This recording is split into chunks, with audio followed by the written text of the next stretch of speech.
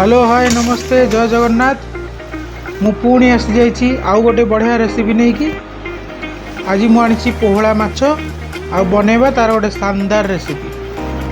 चलतु पोहला माछ को फर्स्ट आम भल भाव क्लीन करी धोई नेबा। एबे सेथरे पकेबा हळदी गुंड किछि लुण आ ताको भल भाव गोळै नेबा।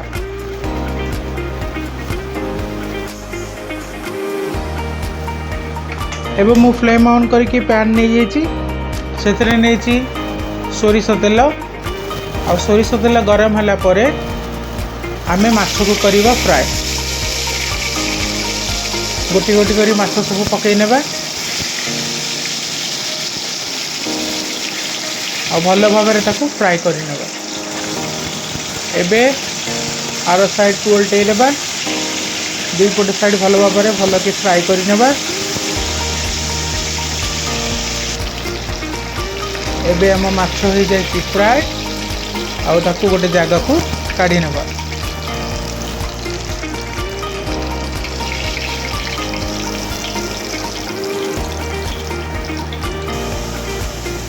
एबे मु गोटे मिक्सचर जार नहीं जाइछि सोरिष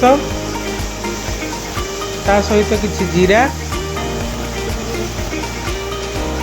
गोटा धनिया सुखिला लंका अल्प टिके पानी कटा अदा और गोटे बुदा रसुन को छड़ी रखी सहित मिसई गोटे पेस्ट करनबा। एबे मु नहीं जाइछि कंचा आंब। एबे कंचा आंब टाकू दुई फाड़ा करी काटी नेबा आ ता भितर बाहर कर देबा कोइली जोटा को हमें टाकुआ बोली कहूचे। आंब टिके दलदेला रहिले भल तार बढ़िया फ्लेवर आसीबो। एबे मु पियाज काटी नेबी। पियाज को छोट छोट सर सर करी काटी नेबा एभली भाव में।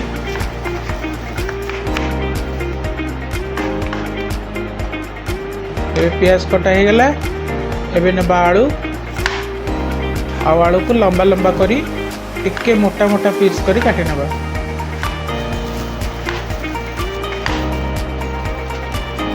एभली भाव में लंबा लंबा मोटा मोटा पीस करी काटी नेबा।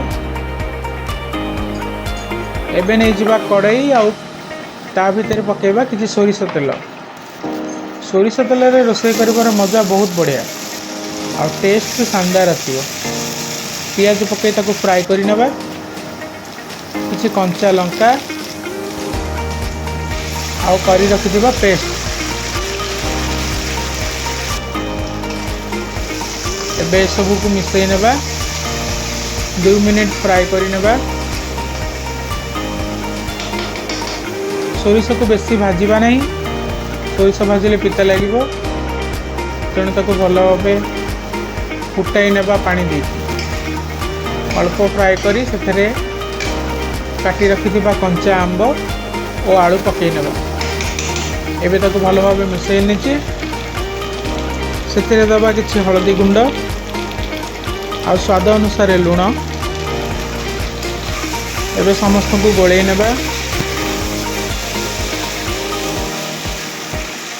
जमते लुण मसला सहित मिसी जीवो। एबे नहीं जिबा पानी मु नहीं जाइछि से जार रे थिबा मसला को पानी पुरे से पानी को पोर कर नहीं ताको टिके गोळै नेबा। आपणकर जेतिकी झोल दरकार से अनुसार पानी नेबा। मु आउ किछि पानी नहीं जाउछि।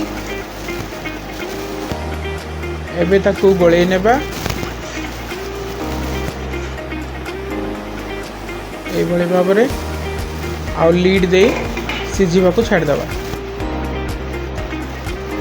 एबे 15 मिनिट पर देखिबा आलू सिझी ना नहीं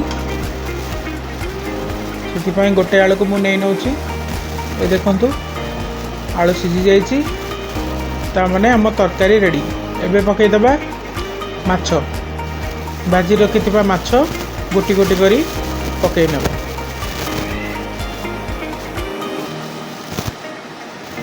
एबे से किछि गरम मसला देदेबा, काटी रखिथिबा धनिया पत्र, एबे करिदेबा फ्लेम ऑफ आउ ताकू किछि मिनिट माने 5 मिनिट घोड़ाई रखी नेबा। आउ तापर देखिबा तरकारी रो टेक्सचर देखंतु केते बढ़िया मारे टेक्सचर पळी आसी। मसला भी एथरे बेसी नाही, झोल बहुत बढ़िया लगिबो। पूरा देसी स्टाइल रे कंचा आंबरे पोहला माछ बेसर तरकारी।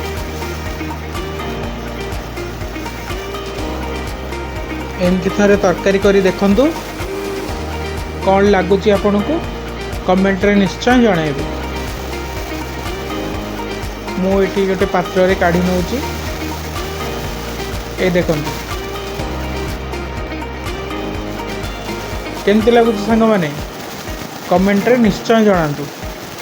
आपण को कमेंट अपेक्षा रे मु रहिली। पुणी गोटे सेशन रे देखा हबो। जय जगन्नाथ।